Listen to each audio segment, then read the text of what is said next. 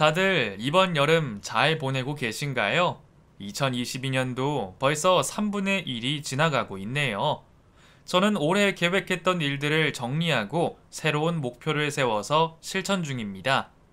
생각해보면 목표로 세워둔 시간 동안 우리는 어떤 일이 벌어질지, 어떤 변화가 생길지 아무도 모르잖아요. 그러니 긴 기간을 주기로 커다란 계획을 짜는 게 왠지 무의미한 것 같더라고요. 과거에 내가 세운 목표를 이루기 위해 너무 애쓸 필요도 없고요. 그래서 이제는 조금씩 달라지는 내 모습에 맞춰 매달 새로운 다짐을 하고 있습니다. 제가 이런 생각이 든 이유는요. 사실 20년간 저에게 변하지 않은 목표 하나가 있었거든요. 이번에서야 결국 이뤄냈던 그 일에 대해 들려드릴까 합니다. 전 서울에 살고 있는 30대의 여자입니다. 그리고 편부모 가정의 외동딸이기도 하죠. 20여 년 전 아빠는 이혼하고 혼자 애를 키우던 여자와 바람이 났습니다. 당시 아빠가 다니던 직장에서 만난 여자였는데 꽤나 상황이 어려웠나 봐요. 어떻게든 아이와 살아가기 위해 억척스럽게 일을 다니던 그런 사람. 아빠는 겉으론 모자를 것 없는 젊은 여자가 혼자 아이를 키우는 게 안 됐다며 신경을 써줬고 결국 그게 바람이 된 거죠. 이혼녀이던 그 여자는 졸지에 우리 아빠를 빼앗아 단란한 가정을 이뤘고 졸지에 저희가 이혼 가정이 돼버린 겁니다. 운명이 아예 바뀌어버린 거죠. 엄마 말론 아빠는 굉장히 다정하고 정이 많은 사람이었다는데 제 기억 속에도 아빠는 공경에 빠진 사람을 그냥 지나치지 못했거든요. 그 속 깊은 정이 이런 식으로 독이 될 줄 그 누가 예상했었을까요? 엄마도 처음엔 아빠의 외도를 알고서 그건 사랑이 아니라 동정이라며 돌아오라고 애원하셨대요. 지금이라도 돌아오면 모른 척 해주겠다고. 하지만 아빠는 매몰차게 우리를 버리고 떠났습니다. 부족함 없던 우리 집은 아빠의 부재로 인해 가세가 기울어 버렸어요. 고된 일 한번 해본 적 없던 엄마는 외가의 도움만 기대할 순 없다며 혼자서 저를 키우기 위해 식당 일을 시작하셨고요. 아빠가 우리를 버리고 가던 날, 전 아빠가 남긴 마지막 그 말을 결코 잊을 수 없었습니다. 아빠 절대 용서하지 마. 용서하면 안 돼, 민정아. 짧은 한마디를 남긴 뒤 아빠는 단 한 번도, 아니 지금까지도 연락을 한 적이 없었습니다. 사람이 어떻게 그럴 수 있었을까요? 자신의 가족을 버리고 다른 사람과 가족이 된다는 건 어떤 마음이어야 가능할 수 있는 걸까요? 아빠가 떠날 때 전 갓 중학생이 된 소녀였어요. 그래서 아빠가 없는 세상을 받아들이기가 너무 힘들었습니다. 사춘기가 다가오는 시기에 그 사건은 제게 엄청난 충격으로 다가왔죠. 그때부터 전 행실이 나쁜 친구들과 어울리며 고등학교 시절까지 오랫동안 방황을 했습니다. 누군가를 괴롭힌 적은 없어요. 남에게 그렇게 관심이 있는 편은 아니었거든요. 다만 스스로를 망가뜨릴 수 있는 방법은 다 찾아서 해본 것 같아요. 마음이 너무 괴롭고 힘들어서 그 아픔을 잊게 할 다른 상처를 만들어내고 싶었던 거예요. 그렇게 길을 잃고 방황하면서도 저는 아빠 말처럼 절대로 용서하지 않겠다고, 우리 가족을 부서뜨린 그 사람들을 내가 꼭 잔인하게 복수해 줄 거라는 그 마음은 잊지 않았습니다. 용서하지 말란 말을 후회하게 해주겠다면서요. 그렇게 복수심이 조금씩 커지고 저를 잠식해 버릴 때쯤 큰 사건이 있었습니다. 고등학교 때 수업 빼먹고 친구 오토바이를 타고 가다가 사고가 난 거예요. 저는 다리가 부러질 정도로 크게 다쳤고 한 달 넘게 입원해야 했죠. 학교는 정학을 당했고요. 병실에 누워 있는데 엄마가 뛰어오는 소리가 들렸습니다. 식당에서 일하던 복장 그대로 찾아오셨더라고요.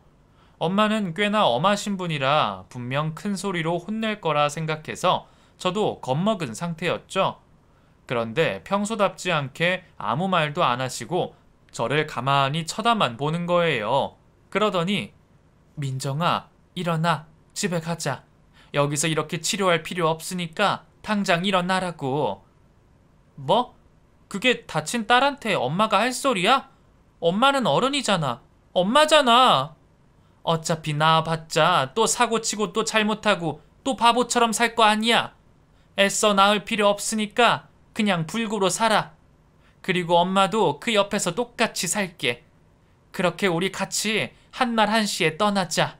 그게 네가 원하는 거잖아. 네 몸 망가뜨리고 싶어 안달난 거 내가 모를 줄 알아? 도와줄게. 대신 너 없으면 엄마도 이젠 정말 끝이니까 데려가라고. 울면서 억지로 일으키려는 엄마와 그렇게 한창을 실랑이를 벌였습니다. 저는 제 상처만 아프고 중요해서 엄마가 얼마나 힘든지는 살피지 못했어요. 어쩌면 엄마가 나보다 더 절망스러웠을 텐데 옆에서 힘이 되어주진 못할 망정 일만 벌이고 다닌 거죠. 그렇게 전 그날 이후로 마음을 다잡고 새로운 삶을 시작하기로 했습니다. 당장 하루 만에 다른 사람처럼 바뀔 순 없었지만요. 엄마를 생각해서 차근차근 나쁜 습관은 버리고 집에 있는 시간을 늘리고 공부도 꽤나 열심히 했어요. 하지만 공부는 너무 늦게 시작해서인지 대학은 가지 못했네요. 그래도 괜찮았어요. 빨리 일부터 하고 싶었거든요. 엄마가 무릎이 점점 안 좋아지셔서 어떻게든 하루빨리 식당 일을 그만두게 하고 싶었습니다. 그래서 전 당시 쇼핑몰에 들어가서 직원으로 일하며 차곡차곡 돈을 모으기 시작했습니다. 사실 20대가 어떻게 흘러간지 잘 모르겠어요. 말 그대로 눈 감았다 뜨니 어느덧 30대더라고요. 그만큼 정말 매일 처절하게 일하고 이겨내다 보니 어느새 저만의 이름을 딴 의류 브랜드 사장이 되었습니다. 상처투성이었던 제 과거를 아무도 예측할 수 없을 만큼 누가 봐도 노력을 인정해줄 만큼 번듯한 일을 가진 거예요. 덕분에 제 벌이로 엄마도 집에서 쉬실 수 있게 되었고요. 처음 시작할 때는 전혀 예상치 못했지만 저의 오기와 끈기, 엄마에 대한 마음이 저를 이 자리까지 올려놔 주었네요. 그중 제일 큰 동력이 있다면 아마도 그건 아빠에 대한 증오심이었을 거예요. 보란듯이 성공해서 꼭 우릴 버린 아빠를 찾아가겠다는 그 일념하에 버틸 수 있었던 것 같거든요. 잘 사는 게 최고의 복수라 하지만 그건 틀렸어요. 잘 살고 그 모습을 두 눈으로 보여줘야만 최고의 복수가 아니겠어요? 혼자 잘 살아봤자 그 인간들은 모르잖아요. 그렇게 사업의 규모를 키워가며 한동안 눈코 뜰 새 없이 바빴을 때쯤이었어요. SNS에 제 브랜드 계정이 있었거든요. 그 계정을 살피는데 어떤 모델 남자가 사진을 올려서 제가 디자인한 제품을 홍보해 주는 겁니다. 그래서 별 생각 없이 그분의 SNS에 들어가서 그가 올린 사진들을 구경했어요. 남자는 꽤나 멀끔하게 생긴 모델이었고 제 브랜드 팬이었는지 옷에 대한 글이 많았어요. 그런데 그 남자가 올린 가족 사진에 어쩐지 낯익은 얼굴이 보이는 겁니다. 떨리는 손으로 확대해 보니 맞아요. 그건 분명 아빠였습니다. 그간 20년 가까이 흘렀고 젊음이 사그라진 모습이었지만 단번에 알 수 있었어요. 전 아빠 딸이니까요. 이 젊은 남자는 아마도 그때 그 바람 피운 여자의 아들이었겠죠. 셋이서 옷을 맞춰 입고 환하게 웃고 있는 사진을 보니 누구에게도 상처 준 적 없는 척 처음부터 그래온 가족인 척 하는 모습에 구역질이 나올 것 같았어요. 그때부터 별의별 오만 가지 생각이 다 들었습니다. 언젠가는 꼭 아빠를 만나겠다고 다짐했지만 이렇게 빠른 시간 내 찾게 될 줄은, 게다가 이렇게 가까이 있을 줄도 몰랐거든요. 이제 어떻게 해야 하지? 연락해서 바로 만나자고 해야 할까 고민하다가 생각해보니 그럼 너무 시시할 것 같은 거예요. 내가 얼마나 기다린 순간인데 이렇게 너그럽게 순순히 찾아가도 될지 의문이 들더라고요. 그때 든 생각은 딱 하나였어요. 이 남자를 이용하자는 것. 곧바로 SNS로 연락해 우리 제품을 홍보해줘서 감사하다며 답례를 드리겠다고 했어요. 직접 만날 기회를 노렸거든요. 남자는 순순히 자리에 나와주었고 우리는 그렇게 처음 만나게 되었습니다. 사실 만나는 날 전까지 고민이 들긴 했어요. 이 방법이 정말 맞을지, 후회하지 않을지에 대해서요. 그래서 아무 일도 없던 척 엄마에게 가서 물었어요. 엄마, 혹시 아빠가 지금 어떻게 살고 있을지 궁금해? 그 집 사람들 말이야. 그 여자든 그 여자 아들이든. 그러자 엄마가 저를 가만히 바라보시더니 대답하더라고요. 궁금해하고 싶지 않아. 그 사람들을 내가 어떻게 잊겠니? 그냥 잊지 못하고 있다는 걸 인정하기 싫으니까 아예 신경 쓰지 않으려고 하는 거지 뭐. 그래도 바람이 있다면 못 살고 있는 게 좋긴 하겠네. 농담처럼 웃으며 넘기는 엄마를 보니 그 모습이 어쩐지 더 가슴이 아팠습니다. 그래서 더 굳은 다짐을 하고서 약속한 장소로 갔습니다. 그 사람은 저보다 2살이 어렸고 제 직장과 그다지 멀지 않은 곳에서 살고 있었죠. 그런데 먼저 저를 알고 있었다고 하는 겁니다. 제 브랜드를 너무 좋아해서 제가 한 인터뷰 기사도 봤었고 제 SNS 계정도 평소 살펴보고 있었다는 거예요. 그래서 이렇게 답례를 주겠다며 만나자 했을 때 꿈만 같았다면서요. 그 얘기를 들으니 어쩐지 일이 수월하게 풀릴 듯 했습니다. 그래서 저도 웃으며 대답해 주었죠. 저도 원래 이렇게 직접 일일이 만나고 다니진 않아요. 그런데 저희 제품을 많이 좋아해 주시고 광고도 아닌데 먼저 나서서 홍보해 주시니 특히나 감사하더라고요. 모델이신 것 같은데 서로에게 좋은 영향도 있을 것 같고요. 두루뭉실하게 포장된 말에도 그 사람은 굉장히 좋아하더라고요. 웃는 얼굴을 보니 왠지 생각이 많아졌습니다. 내가 겪은 불행이 사실 이 사람의 몫이었을지도 모른다는 것과 자신의 운명이 뒤바뀌었다는 것도 모른 채 죄책감이나 불안감 없이 얼마나 순탄하게 살아왔을까 하는 그런 생각들. 이 사람의 잘못이 아닌데도 화도 나고 우습기도 하더라고요. 그날 처음 만났지만 이런저런 이야기를 하다 보니 시간이 잘 가더군요. 집에 갈 때쯤 제 전화번호를 물었습니다. 제 느낌이 맞다면 몇 번 더 만나볼 수 있을까요? 말씀 주신 대로 서로에게 좋은 영향이 있을 것만 같아서요. 그렇게 우리 둘은 만남을 이어갔습니다. 그 남자는 저에게 호감이 생겼는지 만남에 있어서 꽤 적극적이었어요. 저와 제 일이 멋있다면서 자신이 동경하던 사람을 만나게 된 게 꿈만 같다고 하더라고요. 물론 우리의 만남이 가능했던 건 그 바탕에 저의 의도가 있었지만요. 당시 목적은 하나였어요. 그 사람과 만날 때마다 아빠의 이야기를 들을 수 있었거든요. 남자친구는 만난 지 몇 주가 지나고 나서 자신이 이혼 가정인 걸 말해주더라고요. 그렇지만 자기는 오히려 행복하다며 새아빠가 생긴 게 자신에게 축복이라고 말하더군요. 새아빠는 다정다감하고 정 많은 분이라면서 그분이 있어 엄마와 자신이 새로운 삶을 시작할 수 있었다면서요. 듣기만 해도 새 가족은 굉장히 화목하고 친밀해 보였어요. 매일 저녁 함께 식사를 하고 함께 운동을 하고 때마다 여행을 가고 매 순간 연락을 주고받으며 서로의 존재만으로 큰 힘이 되는, 그러면서 아빠가 도덕적이고 청렴결백한 사람인 것 마냥 떠들어대는데 저도 모르게 실소가 삐져나오는 걸 간신히 참았습니다. 뭐 엄마와 저에게도 분명 다정한 사람이었긴 하죠. 우리를 떠나기 전까진 말이에요. 아빠는 지금 그 여자랑 같이 음식점을 한다고 했어요. 장사가 꽤나 잘 되는 것 같았고요. 그것도 참 웃기지 않나요?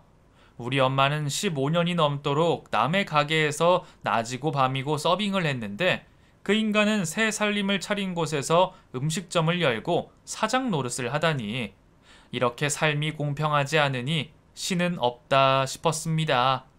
아빠의 이야기를 듣는 건 끔찍하기도 괴롭기도 했지만 어쩐지 속이 시원해지기도 했어요. 그런 걸 보면 저는 죽도록 싫은 아빠가 궁금하긴 했었나 봐요. 그 모든 이야기를 들으니 생각이 명확해졌습니다.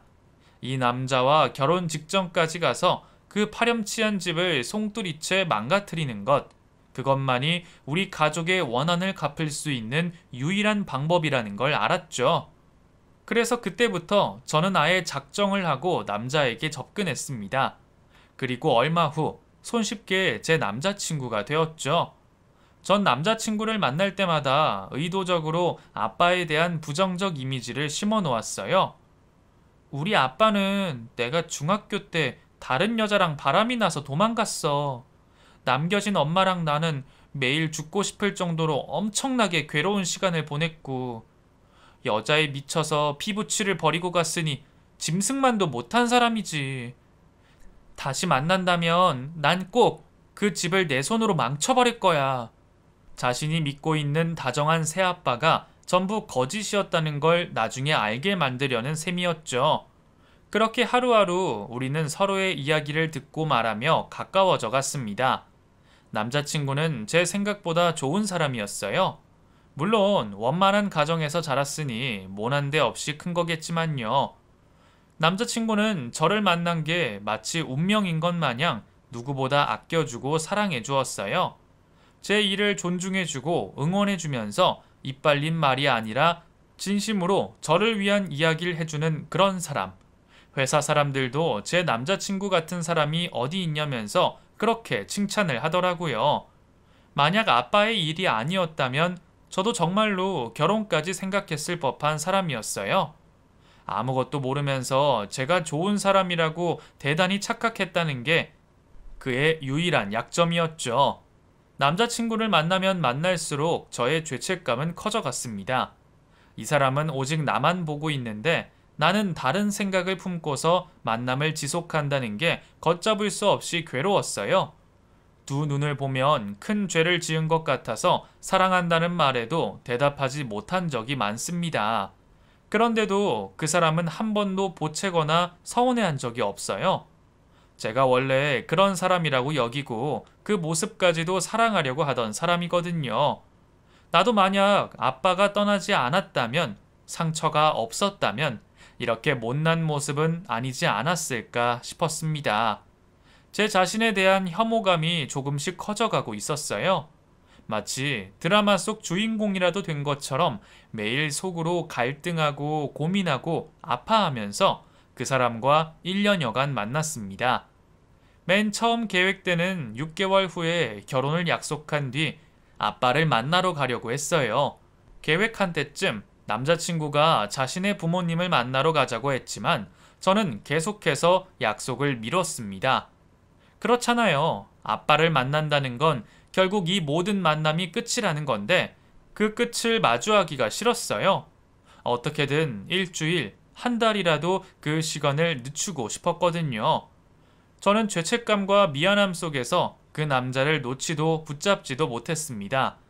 그렇게 1년이 흘렀을 때쯤 엄마가 무릎 수술을 받게 되었어요. 그 뒤로 거동이 거의 어렵게 되었죠.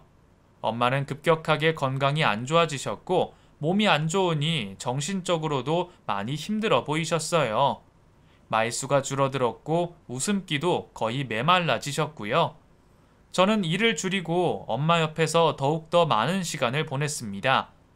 그토록 엄격하고 굳세던 엄마인데 말수가 줄어든 모습을 보니 너무나 속이 상하더라고요. 만약 이런 때에 아빠가 있었다면 얼마나 큰 힘이 되었을까? 아니, 아빠가 떠나지 않았더라면 엄마가 이렇게 약해질 리 없지 않았을까 싶은 생각에 너무 괴로웠습니다. 모든 게 아빠 잘못만 같았어요. 저는 매일 술을 마신 채 잠이 들며 고민했습니다. 아무래도 저에겐 죄책감보다 이 마음속 복수심, 원망을 해치우는 게 먼저인 것 같았어요. 아빠를 만나서 이 이야기를 하질 않으면 엄마가 내 옆에 있을 때 말하지 못하면 평생 후회할 것만 같았거든요. 그래서 결국 전 끝을 내기로 했습니다. 남자친구를 만나서 저와 결혼하고 싶냐고 물었어요. 그러자 한치의 망설임도 없이 그렇다고 하더라고요. 그 마음 변치 않을 수 있냐 물어도 남자친구의 답은 전혀 흔들림 없었습니다. 저는 두 손을 꼭 잡고서 너만은 절대 날 버리지 말라고 영원히 변하지 않겠다고 약속해달라 했죠. 그 모든 부탁은 남자친구를 그 집안에서 빼앗고 전부 망가뜨리겠다는 목적을 위함이었습니다. 남자친구는 아무것도 모른 채 저에 대한 사랑으로 약속해 주었고요. 이윽고 남자친구의 부모님, 그러니까 내 친아빠를 보러 가기로 한 날이 다가왔습니다. 남자친구는 부모님에게 제 칭찬을 엄청 해두었다며 이렇게 능력 있고 똑똑한 사람인데 절대 반대하지 않을 거라고 호언장담을 했죠. 그 이야기를 들으면서도 전 웃을 수가 없었습니다. 내 이름을 듣고서 아빠는 무슨 생각을 했을까요? 흔한 이름이니 그냥 넘겼을까? 아니면 내 생각이 정말 잠시라도 나서 그리워하진 않았을까? 아니, 중요한 건 그게 아니었어요. 혹여나 길에서라도 아빠를 마주치면 무슨 말을 해야 할까? 아빠가 만약 다시 돌아온다면 받아줘야 할까? 상상하며 보낸 날들이 자그마치 20년이잖아요. 꿈꿔온 상상은 절대 이루어지지 않았고 이루어질 수 없다는 걸 이제야 알아버렸기에 꼭 만나서 복수해야겠다며 기다렸어요. 그리고 그날이 20년 만에 왔으니까요. 이런 생각들이 머릿속에 꽉 차서 아무 소리도 아무 이야기도 들리지 않는 것 같았어요. 거의 다 목적지에 다다랐을 때 남자친구는 자신이 사는 아파트를 소개해주며 들떠있는 듯 보였어요. 선물을 들고 있는 제 손이 떨리고 있다는 걸 전혀 눈치채지 못하고요. 그렇게 저는 터질 것 같은 심장을 간신히 다스리며 남자친구의 집으로 가고 있었습니다. 문을 열고서 한 발짝 두 발짝 들어가면서 어떤 표정을 지어야 할까만 생각했어요. 어서 와요. 여기까지 오느라 힘들었겠네. 여전히 다정한 그 목소리를 듣고 저는 조용히 고개를 들었습니다. 아빠였어요. 20년 전 나를 보며 환하게 웃어주었던 사진 속 그 얼굴의 아빠가 제 눈앞에 있었습니다. 그 옆엔 아빠를 빼앗아간 그 여자도 있었고요. 수백 번 각오하고 간 순간이었지만 힘이 빠져버린 저는 들고 있던 선물을 떨어뜨렸어요. 아빠는 저를 바로 알아보진 못한 듯 왜 그러냐며 저에게 다가왔습니다. 아빠? 제 말에 아빠는 한순간 멈춰버렸습니다. 마치 누군가 물을 끼얹은 듯 깊은 정적이 흘렀어요. 남자친구가 먼저 다가와 물었습니다. 지금 뭐라고 했어? 아빠라니? 아빠랑 그 여자는 얼어붙어 아무 말도 하지 않았고 또다시 정적이 흘렀죠. 저는 더 이상 참을 수 없었습니다. 아빠, 나 민정이야. 오랜만이네? 바람나서 새살림 차렸다더니 저 여자랑 남의 집 풍비박산 내고 여기서 하하호호 웃으며 지내고 있었어? 세상 정말 좁다. 내가 아빠 며느리 될 뻔했네? 민정아, 진정해. 이야기 좀 하자. 무슨 이야기? 버리고 갈 땐 인사도 안 하더니 이제 와서 이야기하자고? 쓰레기는 여전히 쓰레기네. 저는 고래고래 소리를 지르면서 가지고 온 한과랑 과일을 마구 던졌어요. 그리고서 아빠 뺨을 때리고 그 여자를 밀쳐서 쓰러뜨렸습니다. 남자친구가 막아도 저는 여전히 여자의 머리채를 잡고 놓아주지 않았어요. 저한테 어떻게 그런 힘이 있는지 저도 알지 못할 정도였죠. 당신이 그랬잖아. 용서하지 말라며. 그래서 지금까지 단 하루도 잊지 않고 용서 안 했어. 염치도 없지. 쓰레기들끼리 모여서 행복하게 살려고 했어? 엄마랑 나는 그렇게 지옥 불구덩이로 던져놓고 니들이 사람이야? 내 인생은 망쳐놓고 피 한 방울 안 섞인 애 애비 노릇하고 있네? 그런데 어쩌지? 그 상대가 바로 나네. 이제 보니 신이 있긴 한가 봐. 죄 지은 인간들 편히 못 죽게 하려고 이렇게 만나게 해주셨잖아. 전 정말 죽기 살기로 그 인간들을 붙잡고 놓아주지 않았어요. 그간 하고 싶던 말들, 온갖 욕을 하면서 있는 힘껏 때렸죠. 넋이 나가 맞기만 하던 아빠가 이내 정신을 차리고선 그 여자 앞을 막아섰습니다. 민정아, 그래. 네 마음이 풀릴 때까지 때려. 대신 아빠를 때려라. 전부 다 내가 선택한 일이고 내 잘못이잖아.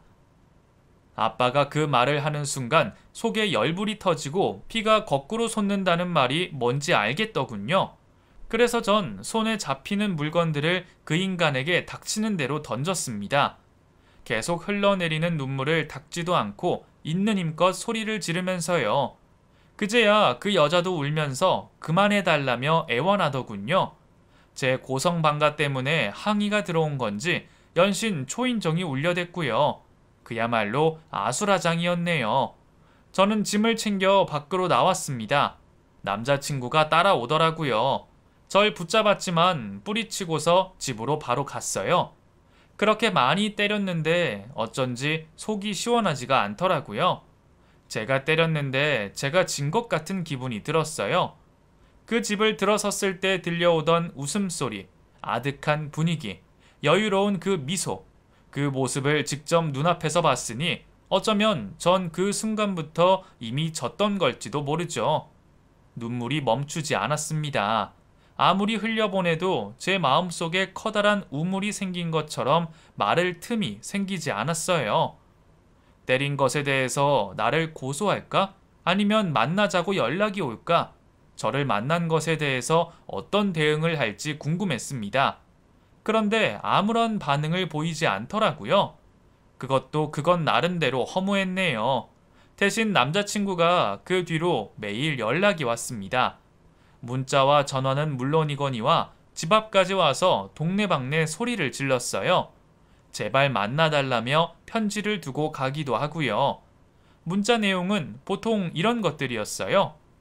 난 정말 몰랐어. 우리 만나서 이야기하자. 이렇게 못 보니까 죽을 것만 같아. 제발 한 번만 만나줘. 내가 우리 부모님 잘못까지 대신 빌게. 받아주지 않아도 되니까 얼굴만 보여줘. 엄마는 왜 그러냐며 무슨 일 때문에 헤어지는 건지 물었지만 저는 아무 말도 하지 않았습니다. 엄마에게 차마 사실대로 말할 수 없었거든요. 그 뒤로도 남자친구는 술을 먹고 찾아오거나 직장까지 와서 빌었습니다. 그 모습을 마주하는 건 정말이지 너무나 힘들었어요. 자신의 가족에 대한 증오심, 저에 대한 미안함과 그리움으로 망가져가고 있는 남자친구를 보며 마음이 편할 수 없더라고요. 물론 저의 계획도 거기서 끝은 아니었습니다. 남자친구가 제 곁에 와야만 완성되는 그림이었거든요. 이렇게까지 계산적이고 잔인한 스스로를 탓하면서도 전 남자친구를 받아주었습니다. 남자친구는 모든 걸 버리고 저에게 왔어요. 가족을 등지고 집을 나와버린 거죠. 제가 일부러 접근했다는 사실은 꿈에도 모른 채 이렇게 된 게 모두 자신의 탓이라고 말하면서요. 저는 집을 구해서 남자친구와 함께 살기 시작했습니다. 그 인간들에게서 남자친구를 드디어 빼앗은 거죠. 하루하루가 너무 끔찍하면서도 남자친구를 보면 조금이나마 견뎌낼 수 있었어요. 서로의 존재가 독이 되면서도 위안이 될 수 있는 정말이지 모순적인 관계였습니다. 남자친구는 자신의 부모님이 그런 사람들인 줄 몰랐다면서 제가 받은 상처가 완전히 나을 순 없겠지만 본인이 대신 속죄하며 곁에서 갚아나가겠다고 약속했고요. 진심 어린 그 말이 고마우면서도 현실이 될 수는 없다는 것을 저는 이미 알고 있었지만요. 남자친구는 직장을 구해서 일을 다니게 되었고 저도 다시 정신 차리고 업무를 보았어요. 남자친구는 정말로 가족들로부터 일절 연락을 끊었어요. 아무리 전화가 와도 단 한 번을 받지 않더라고요. 얼마 후엔 전화번호도 바꿔버리고요. 그 누구보다 가족을 아끼던 사람인데 이렇게까지 할 수 있다는 것에 놀랐습니다. 그렇게 얼마 후 저에게 모르는 번호로 전화가 오기 시작했습니다. 아빠와 그 여자였어요. 남자친구가 도저히 연락이 되지 않아서 저한테까지 연락을 했다더군요. 어떻게 번호를 알았냐 물었더니 찾아보면 금방 알 수 있다네요. 저는 허탈하게 웃어버렸어요. 그렇게 쉽게 알 수 있으면서 20년 동안 한 번도 연락 한 번 안 했네? 당신도 참 지독하다. 마음으로 낳은 자식이 피로 낳은 자식보다 끈끈한 걸 보면 말이야. 이렇게 연락하지 마. 그렇게 좋아하는 자식 얼굴 다신 보고 싶지 않으면. 직접 만났으면 침이라도 뱉어줬을 텐데 아쉬울 판이었어요. 우리가 그랬던 것처럼 가족을 잃은 지옥 속에서 한번 살아보라는 심정이었거든요. 이 정도면 양호한 편 아닌가요? 나는 자그마치 20년을 버텼는데 본인들은 고작 두어 달 못 봤다고 그리 재촉을 해대니 우습기도 하고 그렇게 번호를 차단해 두었더니 이제는 직장까지 찾아오는 겁니다. 한 번은 그 여자 혼자 저를 찾아왔어요. 회사 경비한테 제가 일하는 사무실을 묻고 있기에 다가갔죠. 저를 보자마자 화를 내면서 마치 제가 자기 귀한 자식을 유괴해간 사람 마냥 아들 내놓으라고 소리를 치더군요. 어디 있는지 안 알려주면 본인들 때린 거 고소할 거라면서요. 어디서 갑자기 그런 힘이 나온 건지 경비가 말려도 제 멱살을 잡고 안 놔주더라고요. 저는 있는 힘껏 격하게 그 여자를 떼어놓고선 남자친구가 고소 못하게 막아준 거 다 알고 있다고 말했습니다. 그리고선 경비원에게 이 여자는 우리 아빠랑 바람핀 상간녀인데 낯짝이 두꺼운 건지 날 찾아와서 이런다고 당장 쫓아내라고 했습니다. 결국 경비한테 끌려서 쫓겨나긴 하더라고요. 다행히 제가 더 큰 소리 쳐서 그런지 회사에 별 소문은 안 났어요. 대신 또 이런 일이 일어날지 모르니 마음의 준비는 하고 있어야 했죠. 아니나 다를까 그 일이 있고 일주일 후였어요. 일을 마치고 나가는데 아빠랑 그 여자가 서 있었습니다. 그냥 지나치려는데 그 여자가 제 앞에서 무릎을 꿇더라고요. 제발 본인 아들을 놓아달라며 두 손 두 발로 빌더군요. 하나뿐인 아들이고 여태껏 자기 목숨보다 소중하게 키워냈다고, 자기 말에 불평 한 번 한 적 없는 순한 아들인데 이렇게 곁에 없으니 죽을 만큼 힘들다면서요. 코웃음이 났어요. 이런 여자 때문에 우리를 버리고 간 건가? 이렇게 이기적이고 못돼 먹은 여자 때문에. 그럼 그냥 죽으세요. 전 감정 없이 한마디 하고서 그냥 지나쳐 갔는데 그 여자가 제 바지를 잡고 안 놔주는 겁니다.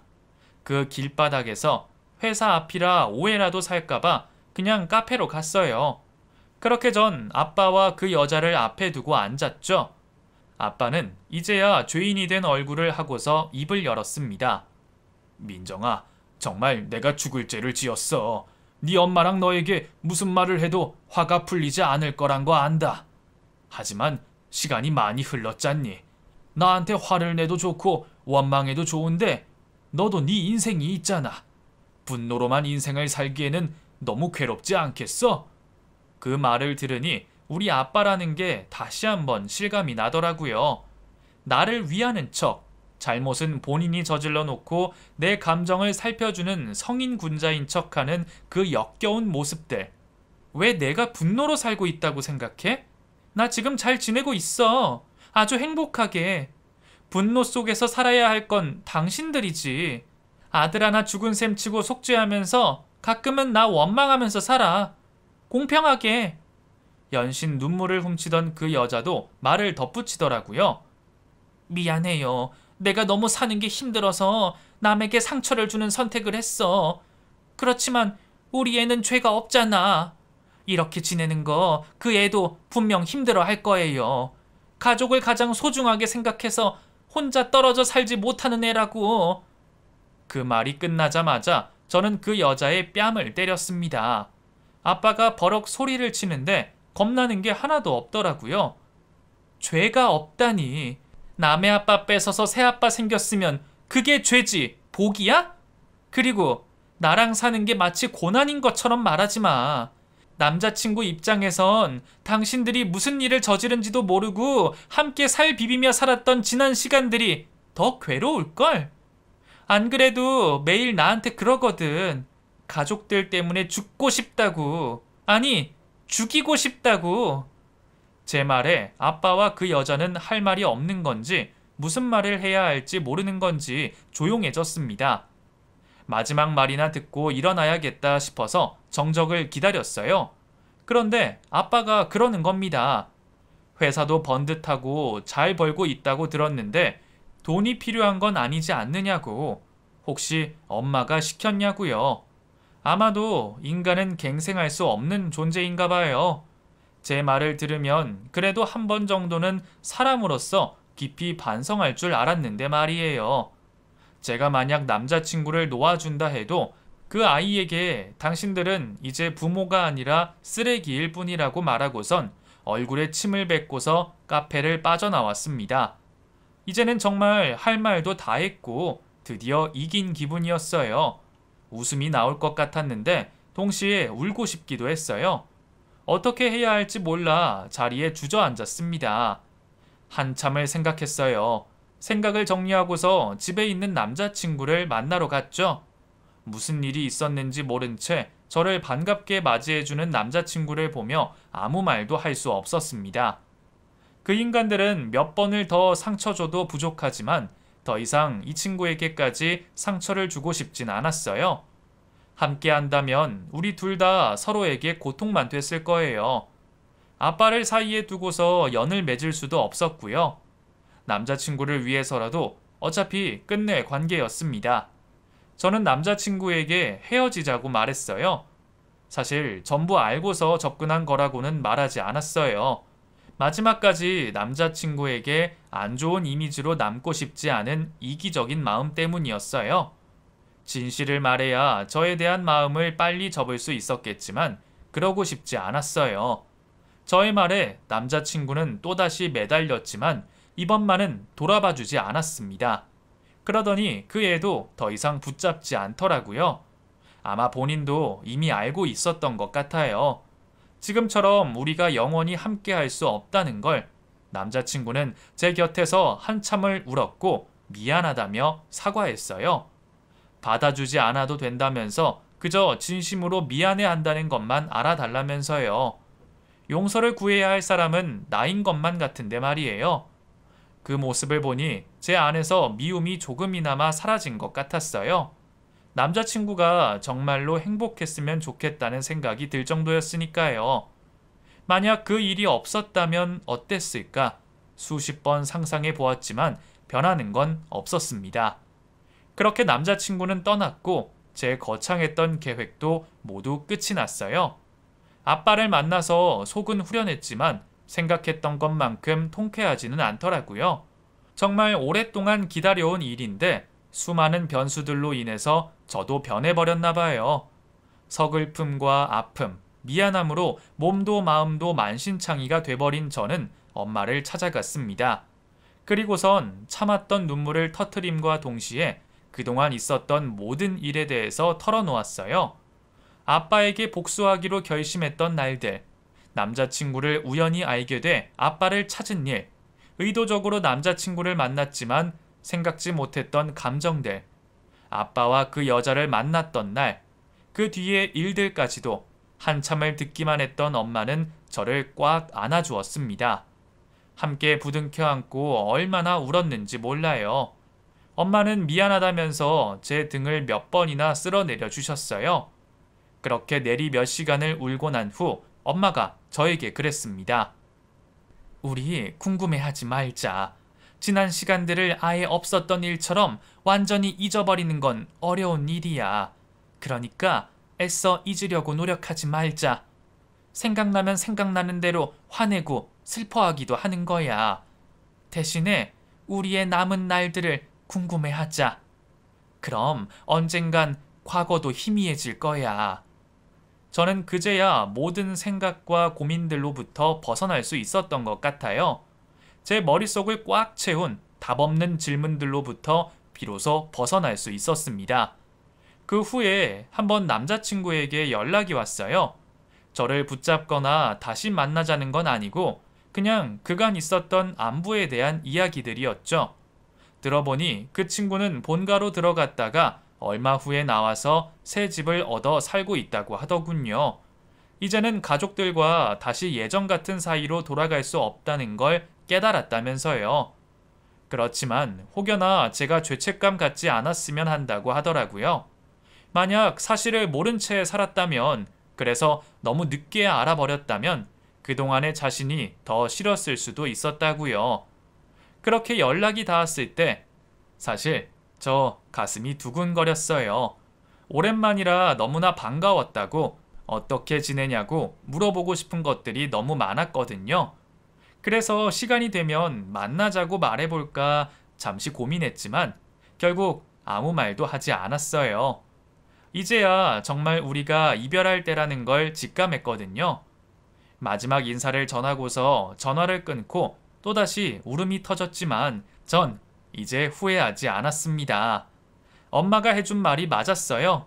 제가 완전히 그 친구를 잊는 건 불가능한 일이에요. 그 사실을 받아들이고서 대신 이제 지나간 일 말고 앞으로 다가올 새로운 일들을 궁금해 하려고요. 제가 남은 날들, 앞으로의 일, 새로운 사람들을 궁금해하고 그곳에 더 시간을 쓰려고 해요. 만약 그랬다면, 그러지 않았다면 같은 가정으로 괴로워하면서 제 걸음을 멈추는 일이 없도록 만들려고요. 그래서 과거의 시간이 저를 붙잡지 않도록 제 머릿속을 채우지 않도록 노력해 볼 거예요. 그렇게 한 달, 두 달 새로운 계획을 세우고 실천해 가다 보면 저도 새로운 삶을 살 수 있겠죠? 또 다른 나로서요. 이제라도 분노와 절망이 아닌 희망과 행복 속에서 사는 저를 상상하고 싶어졌거든요. 아무에게도 하지 못했던 이 이야기를 털어놓으니 정말 후련하네요. 오늘은 왠지 마음 편히 잠들 수 있을 것 같아요. 제 사연 들어주셔서 감사합니다. 계획한 일들 모두 이루시는 걱정 근심 없는 좋은 하루 보내세요.